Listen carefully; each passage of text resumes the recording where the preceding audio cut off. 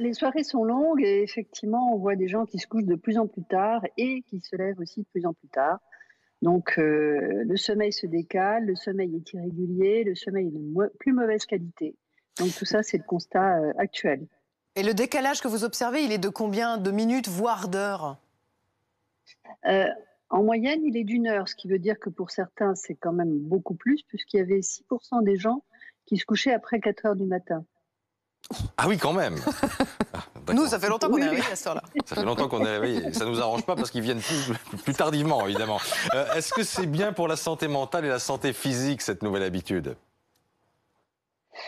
Alors non, globalement non, parce que en fait, cette tendance s'associe aussi à une énorme irrégularité des horaires et aussi à une réduction du temps de sommeil, parce que, bah, il faut bien se lever aussi le matin, même si on se décale et du coup, on va être dans des conditions où le sommeil est fragilisé et toutes ces fonctions ne se font plus correctement et notamment dans la réduction du temps de sommeil, on va avoir une plus grande sensibilité, une plus grande fragilité à l'infection.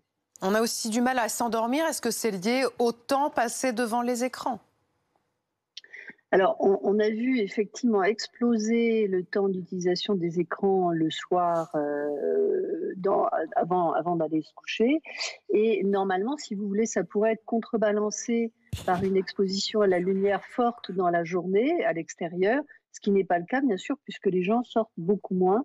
Et donc, la puissance, disons, de l'éclairement ressenti le soir avant d'aller coucher est d'autant plus forte qu'il n'y a pas cette luminosité dans la journée qui permet de diminuer cette action. Bon, par ailleurs, on a tous remarqué qu'on avait fait des rêves très bizarres pendant cette période de confinement. Est-ce que c'est normal, docteur?